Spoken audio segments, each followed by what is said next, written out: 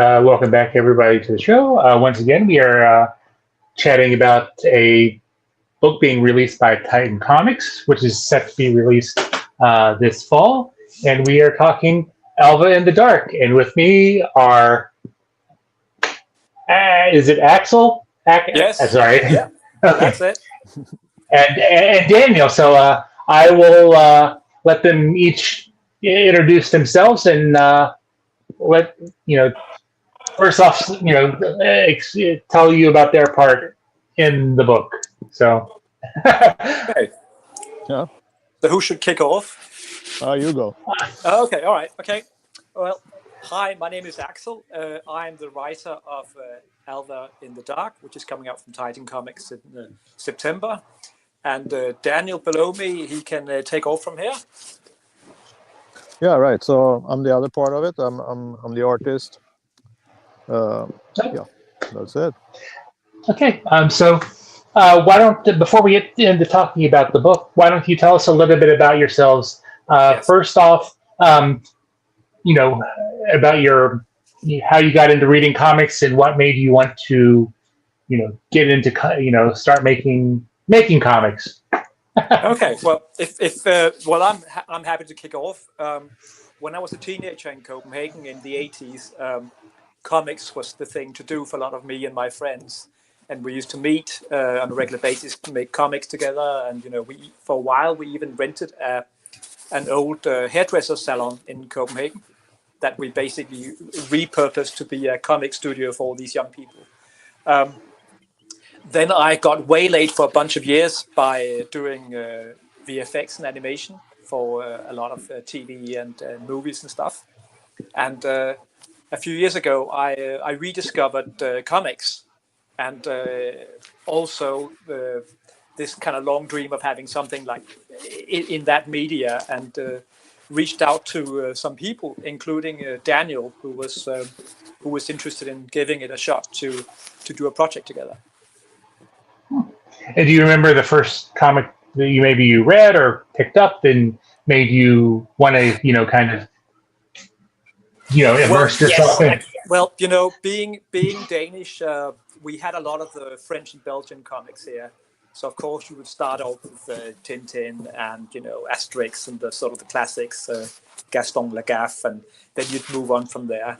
So I was never really so much into the American comics until I discovered some of the more kind of heavy metal. The heavy metal magazine was a huge eye opener for me, with their incredible artwork and their nubile women. I have to say that was also part of the attraction. So for a couple of years, I actually subscribed to the heavy metal magazine and arrived every month in a brown envelope. That was like the highlight of that week, definitely.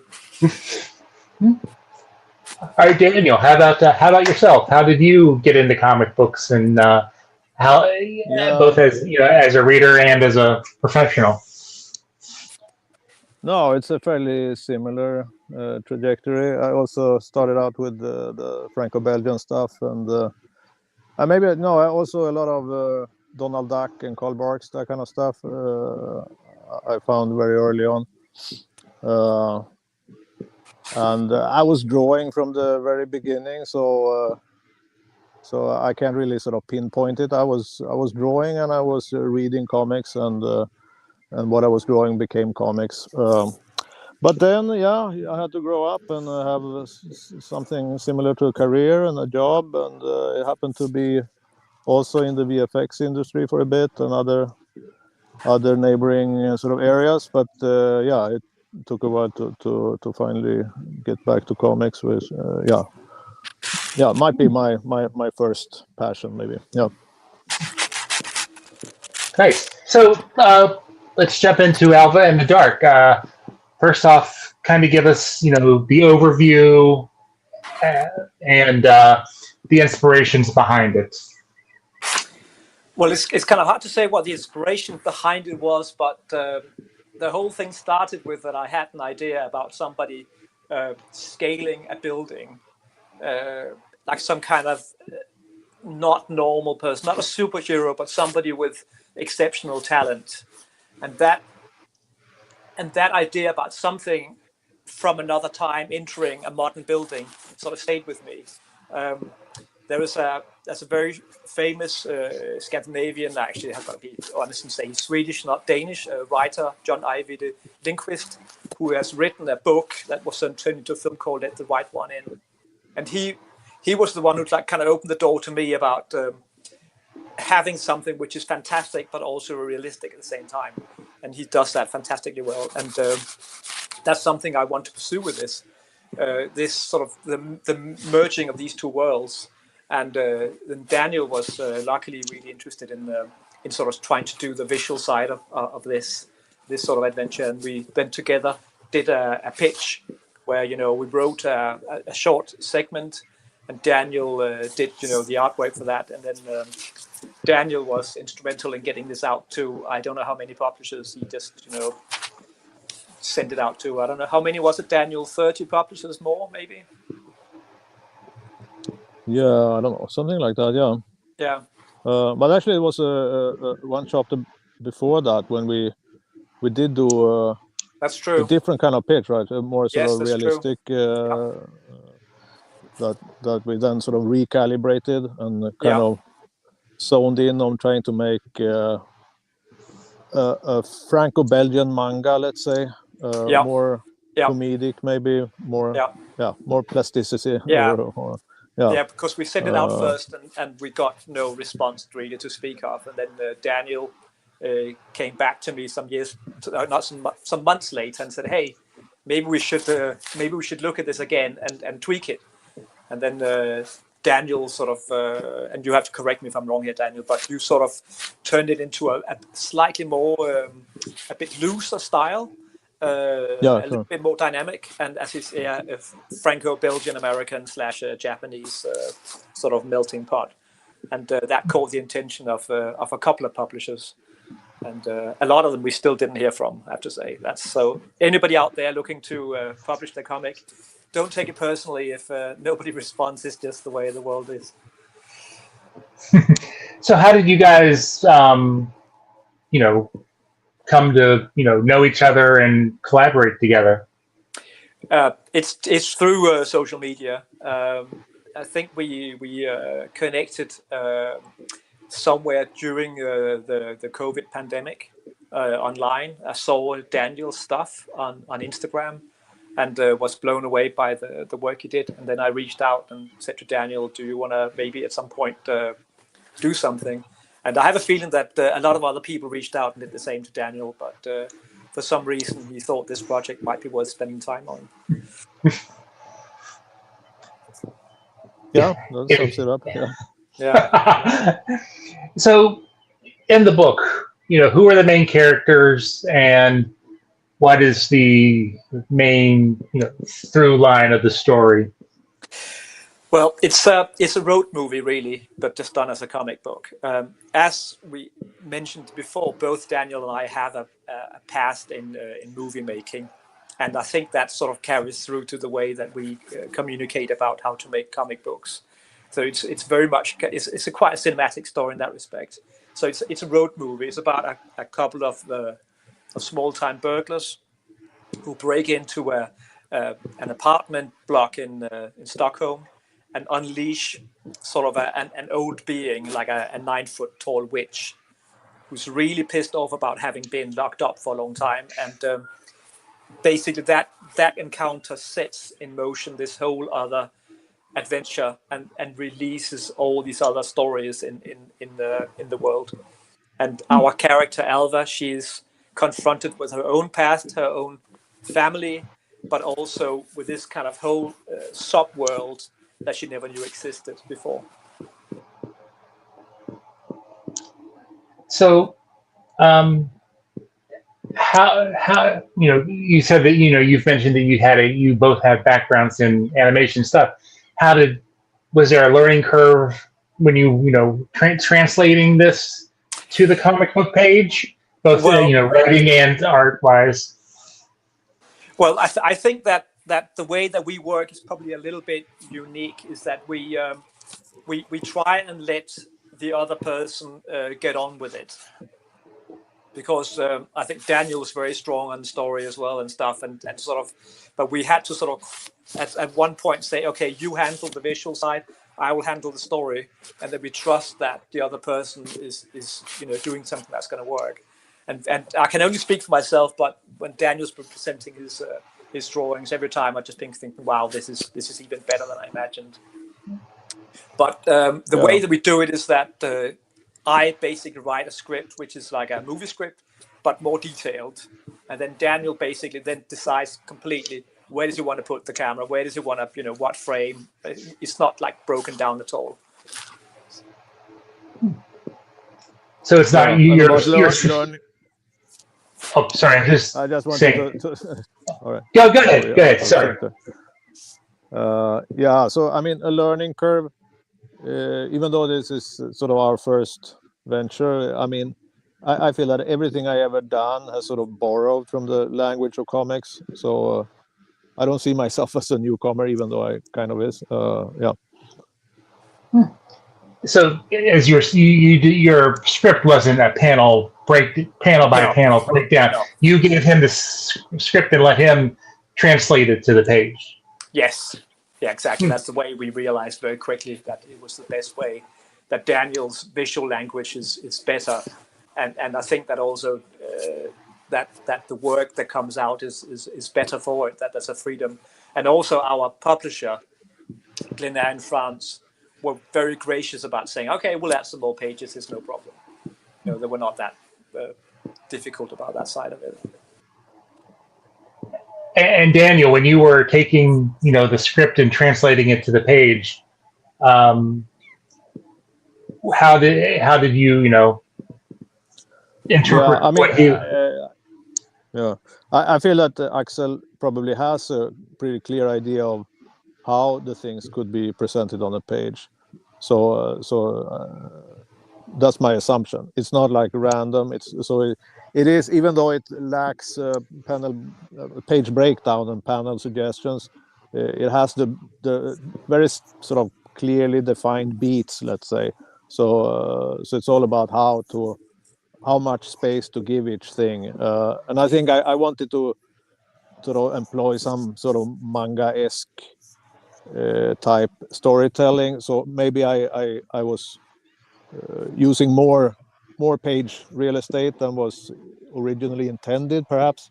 But I think we were sort of, even though we were never discussing it, I think we were sort of in sync on how how these things were to be told. Yeah. Yeah. I was looking at the review copy that I was sent, and I was I like how the page layouts and vary, and it's not one static thing. You have some full page spreads. You have some panels, but you also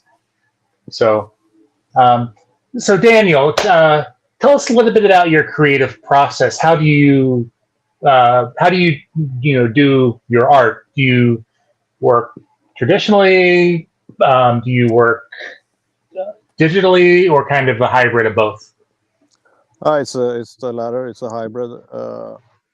But I do all the heavy lifting on paper, I think, and then I do the final rendition on my iPad. But sort of everything that has to do with how to orchestrate the sequences, or how many panels, and how to lay out it.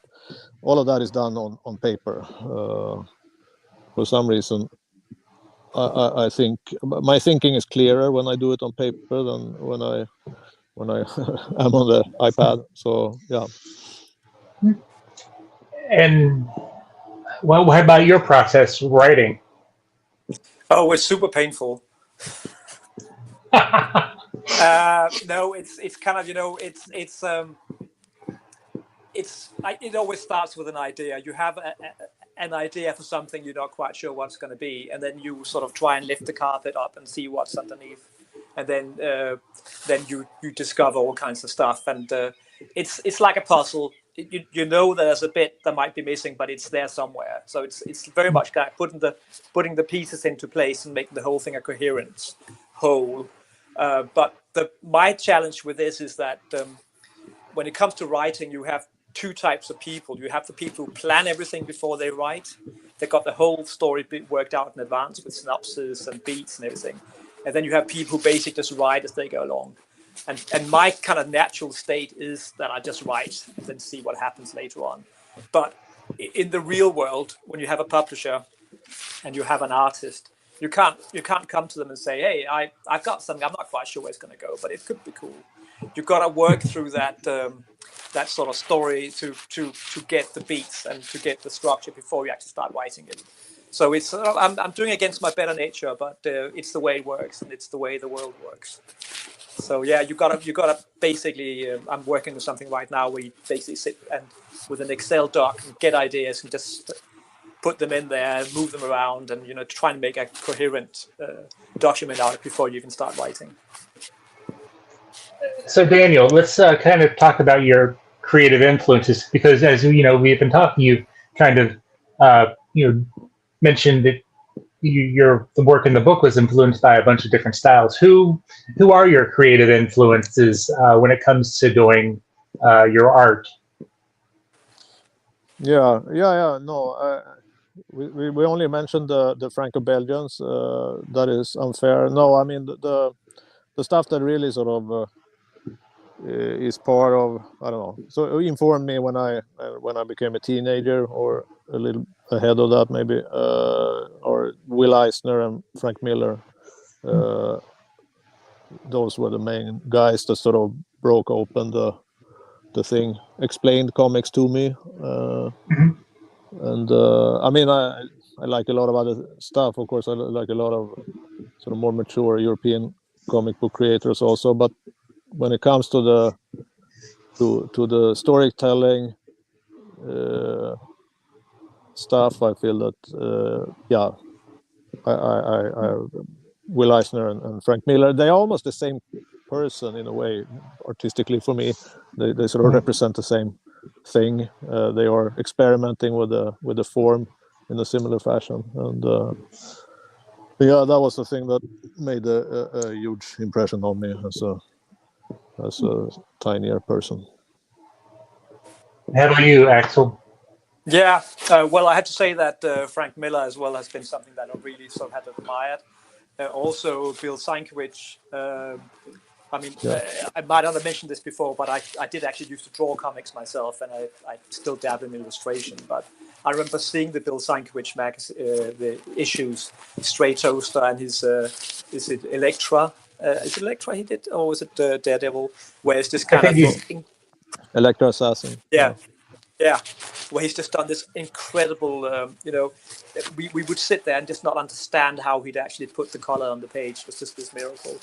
And then there's some stuff that used to be blown away by, like Corbin with Den. I remember we were all kind of complete in awe also about the artwork. And when I look at it today, it's not with quite the same love as I did then. But, Sienkiewicz to me is still an absolute genius. And of course, Will Eisner. Who I actually met once, so that was a great experience. He actually came to Copenhagen back in the 80s and did a workshop paid by the Copenhagen Council. So he came there for a week and taught us young people about comic books. That was a fantastic experience. Yeah, never got over it. So were there any things that you learned, either of you, while you were working on the book that you maybe plan on applying to another project, or in the future? Oh yeah, sure. Infinite amounts of lessons. Yeah.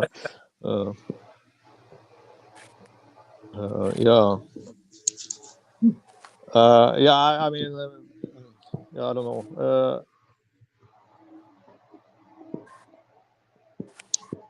There, I think he's gone for a moment. Maybe he's gone to think about it. How about you? Was there anything that you? You mean I would like to sort of to use in another? Or that you learned while you were working on this project that you will take with you to the next one? It was a very very it was a big lesson. It was not the first comic I've done. I've done other comics with some local artists, especially a local Danish American guy called Craig Frank. But I think that what was interesting here was the process of working with a publisher that was as large as the one we worked with in France. There's a Glénat is a major publisher, and working with an editor who basically had worked on everything that you'd read, and that was an experience, that kind of how that process was. That was very exciting when you come from a country where all the comics are done by very, very, very, very small teams, and a lot of the publishers here are basically working a full-time job on the side from publishing. So that was exciting to sort of try and enter that world of sort of full-time comics. Daniel, were you going to say something before we had that connection issue? Yeah, I was about to say something, but I lost my train of thought. I don't know what I was. Yeah. No, I mean, I think maybe this is very insignificant, but I learned to maybe one should do test prints beforehand. I was not aware of what it would look like on the page on paper until I had the sort of finished thing in my hand. That was a sort of a lesson, maybe. I had another lesson as well, actually. That was that when this is a story with horror elements. Of course, it's a fantastical story, but it's also got some horror elements and some quite extreme violence. And when I sat there drinking my coffee and writing these scenes, it's felt, as this is perfectly cool. And then I see Daniel's artwork, and then I realized, okay, that guy's head actually did come off, and that looks like it. So it taught me something about that. You cannot be too callous about the violence you project on the page. That it kind of has to be earned, but it also that it's important that it actually brings a consequence with it. All right, because I was just about to retort that the sequel is even more violent. So I don't know what you learned. Yeah, about but well, you're right. That is more is more. You're right, but I think that in the story it is real peril. The characters are really sort of they're not just coming with a clip remark and the whole thing is sort of solved. It is really especially in the sequel. It does go pretty nuts. Yeah, you're right. Yeah. I have to read that one. You're right, Daniel. Now, when in the book, did you have a particular character that you maybe grew attached to, or maybe when you started writing, started off as like a minor character, but as you got in and developed them more, that they became a more interesting character? Yeah, we have a bit of a switch in the beginning about who the characters are going to be, a bait and switch, and there's one character who is Alva's sidekick, and he does sort of grow in the story, and in the sequel he's got an even bigger part to play, because he just sort of he feels like a natural fit, and I think the way Daniel has sort of drawn him and framed him is fantastic for that. Yeah. So I think I go with the witch. Seems to be the one most people appreciate. Yeah. Well, that's good. So I hear there is a sequel coming. It's already, you guys are currently working on it, or? It's done. It's done. It's out in French, and we have actually got the third and final book is actually written, but we're still waiting for a go ahead from the publisher to get started on that one. So yeah, but the idea is it's going to be a trilogy. And in your opinion, what was it that maybe made the book something that Titan picked up and wanted to that's a really good question. What it has been about this one? It also came out in Chinese, and it's come out in Turkish. So it's had a bit of traction in some markets that we didn't really see happening. But I think that it's I think for some people it's like that kind of Scandinavian dark sort of mythology that we're pursuing that speaks to some people. I think that might be what it is. And then, of course, as you know, again, I defer to that the artwork is very original, and especially for a European, like non-European audience, it's quite novel, and even for European audience, it's also something they might not see before. So that I think that takes a lot of deserves a lot of the credit.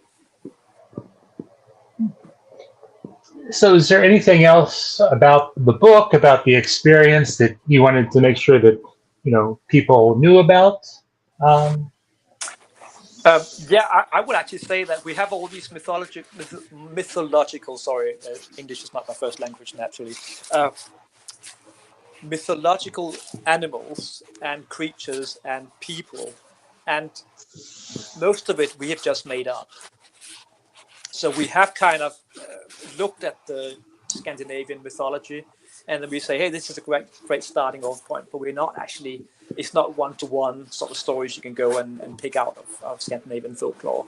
It is sort of, it's our own thing. And maybe that's exciting to some people, disappointing to others, I don't know. But yeah, it's most of it's our own.